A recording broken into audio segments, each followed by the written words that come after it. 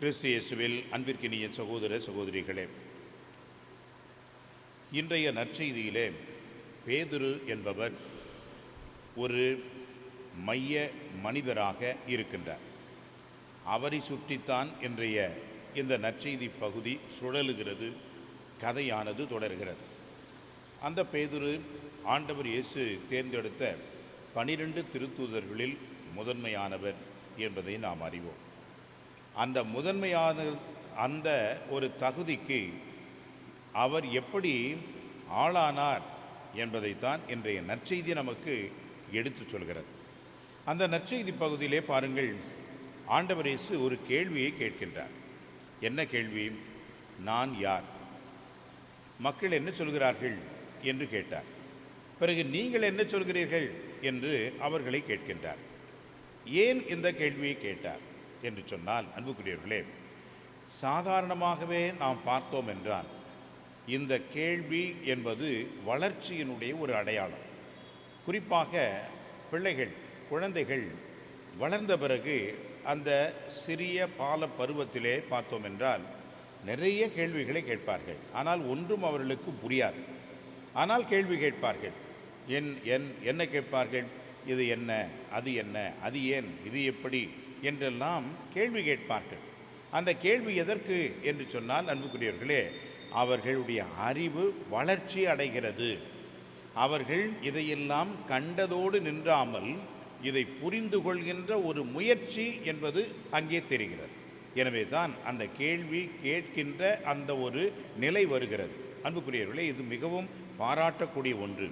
அதை அவர்கள் கேட்டு அதனுடைய விளக்கத்தை புரிந்து கொண்டு அந்த விளக்கத்தின் அடிப்படையில் தான், அன்புக்குரியவர்களே, அந்த பிள்ளைகளுடைய வளர்ச்சி என்பது இருக்கிறது.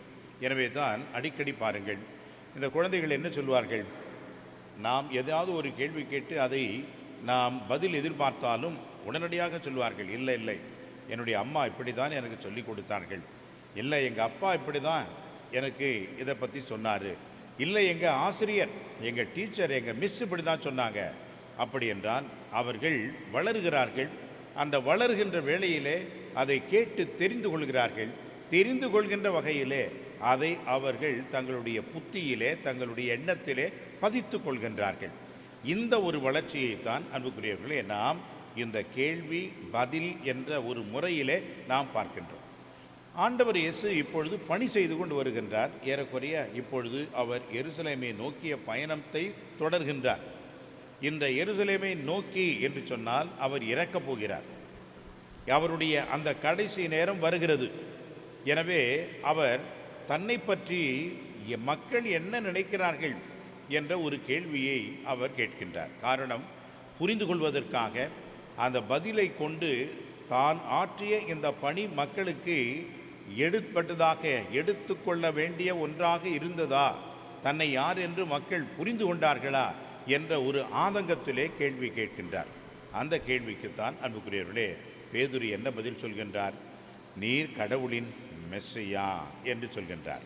நீர் கடவுளின் மெஸ்ஸையா என்று சொல்கின்றார். வாழும் கடவுளின் மகன் என்று சொல்கின்றார்.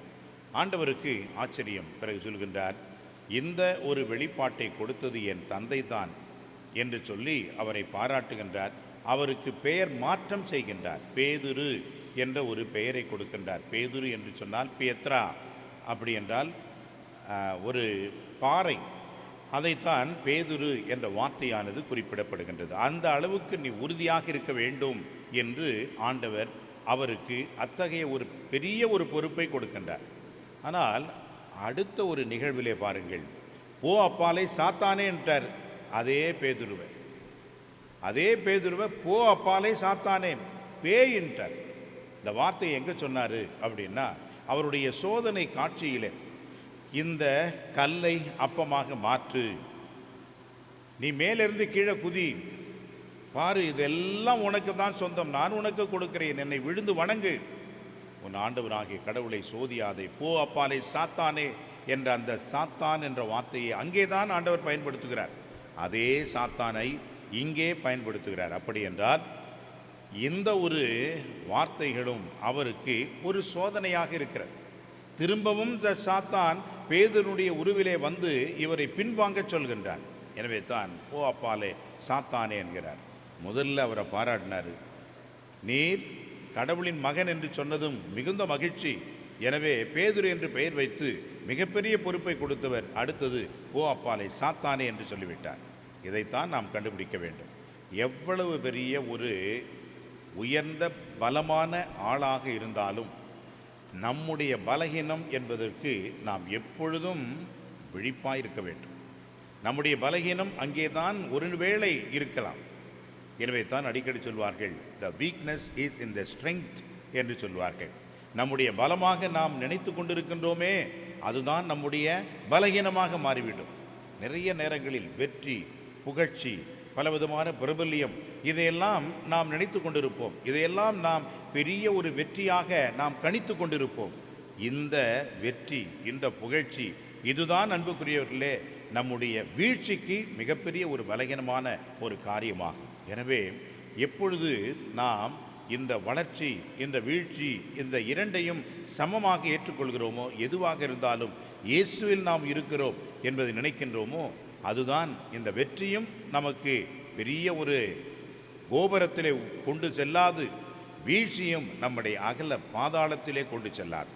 இயேசுவோடு இருக்கின்ற அருள் மட்டும்தான் நமக்கு என்றும் வாழ்வாகவும் வளர்ச்சியாகவும் இருக்கும் என்பதை பேதுரு இங்கே காட்டுகின்றார். எனவே அன்புக்குரியவர்களே, இந்த பேதுரு பலகீனமான மனிதர், ஆனால் பலமான ஒரு விசுவாச அறிக்கையை வெளியிட்டார்.